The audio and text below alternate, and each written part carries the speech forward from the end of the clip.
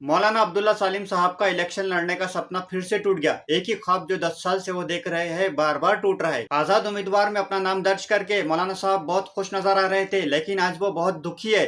दुखी इसलिए है कि उन्होंने जो आजाद उम्मीदवार के लिए अपना नाम दर्ज किया था वो रद्द हो चुका है। मौलाना साहब के साथ साथ बिहार की जनता भी दुख और मातम में होंगी, क्योंकि बिहार की जनता भी जब मौलाना साहब आजाद उम्मीदवार के हैसियत से इलेक्शन लड़ रहे थे तो काफी खुश थी। काफी सारी डिटेल्स मैंने इसलिए बताया कि ताकि आप मौलाना साहब की बात को और ज्यादा अच्छे से समझे। देखिए मौलाना साहब क्या कह रहे हैं, सुनिए। कि अभी 15-20 दिन से सियासी माहौल गर्म था और हम किसी पार्टी के लिए मेहनत और कोशिश कर रहे थे उसकी टिकट के लिए। ये बात आप सब बखूबी जानते हैं, मगर ये है कि आखिर वक्त में हमें नाउम्मीदी हाथ लगी।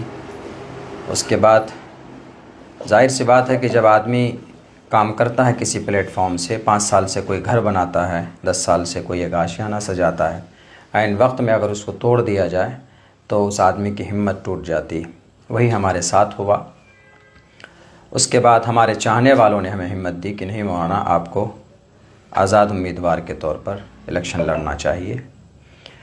तो आखिर में ये फ़ैसला बिल्कुल मज़बूत हुआ कि नहीं, इलेक्शन नॉमिनेशन फ़ाइल करना चाहिए। तो हमने आखिर वक्त में, चूँकि हमारी पहले की जो तैयारी थी वो टिकट के हिसाब से हमने तैयारी की थी, और अभी जो हमने टिकट ना मिला तो उसके बाद हमने अपने इंडिपेंडेंट इलेक्शन लड़ने की जो तैयारी की, और फिर हम कल नॉमिनेशन के लिए पहुँचे। 25 से 30 मिनट का वक्त हमें मिला था नॉमिनेशन हॉल में पहुंचने के लिए। हम पहुंचे, नॉमिनेशन हमने फ़ाइल किया। कुछ लोग इस तरह की बातें उड़ा रहे हैं कि मौलाना ने ज़रूरी डॉक्यूमेंट्स नहीं दिया जिसकी वजह से आज उनका नॉमिनेशन रद्द हो गया। ऐसा कुछ नहीं है, मेरे पास सारे डॉक्यूमेंट्स मौजूद हैं। उसके फ़ोटो और उसके ज़ेरॉक्स हमने करा लिए थे। तकरीबन सारे डॉक्यूमेंट्स हमने जमा किए जो भी ज़रूरत पड़ते हैं नॉमिनेशन फ़ाइल करने के लिए। अगर कोई डॉक्यूमेंट्स नहीं होता है तो फिर वहाँ पर जो एडीएम या आरओ होता है वो नोटिस करता है कि आप अगले दिन ये डॉक्यूमेंट जमा कर दें। अगर हमारे डॉक्यूमेंट्स में कमी होती तो हमें नोटिस किया जाता, लेकिन इस तरह की कोई बात नहीं हुई। हासिल कलाम ये है, ये कहना चाहता हूँ कि मेरा नॉमिनेशन आज रद्द हो चुका है, कैंसिल हो गया।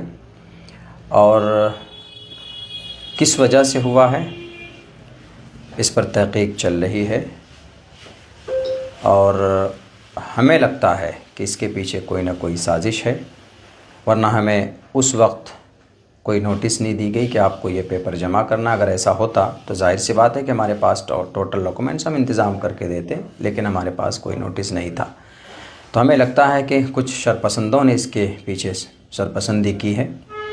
अल्लाह उसको ख़ुद ही सज़ा देगा।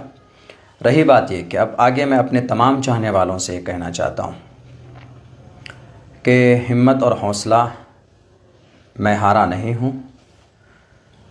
अब एक नए दौर, एक नए प्लेटफॉर्म की शुरुआत इंशाअल्लाह सीमांचल की धरती पर हम करेंगे, और एक सच्ची और एक मज़बूत क़यादत सीमांचल से उठेगी।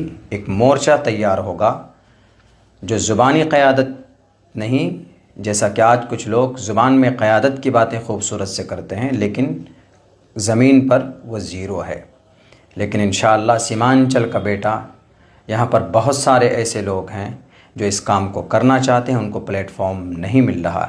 हम लोग मिलजुल कर इंशाअल्लाह एक नए दौर और एक नए प्लेटफॉर्म को शुरू करेंगे, और सीमांचल को आने वाले दिनों के अंदर एक नए प्लेटफॉर्म के ज़रिए से सीमांचल को इंसाफ मिलेगा, एक नई तहरीक मिलेगी इंशाअल्लाह। ये मेरा अज़्म है, ये मेरा इरादा है। यही ख़बर आप सबको देना था। आप मायूस मत होइए। ये सब प्रोसेस और प्रक्रिया होते हैं सियासत के। बहुत से लोग सवाल भी कर रहे होंगे कि मौलाना अब आप क्या कीजिएगा। तो सियासत, अभी जो हमारी ज़िंदगी के रेगुलर जो हमारे काम हैं वो होते रहेंगे। सियासत से ज़िंदगी नहीं थम जाती है। शाख से झड़ जाएं वो पत्ते नहीं हैं हम, आंधियों से कह दो कि ज़रा वो अपनी औकात में रहें। इसीलिए मैं डरा नहीं हूँ, मैं घबराया नहीं हूँ। इंशाअल्लाह आपका साथ रहा, आपकी दुआएं रही, अल्लाह का फ़ज़ल रहा, तो इंशाअल्लाह सीमांचल को बदलेंगे। कुछ गंदे लोगों की गंदी जहनीत से, कुछ झूठे और कुछ मक्कार लोगों की उनके फ़रेब से सीमांचल के आवाम को और यहाँ के माहौल को निकालेंगे। बहुत बहुत शुक्रिया। अस्सलामु अलैकुम रहमतुल्लाहि व बरकातुहू।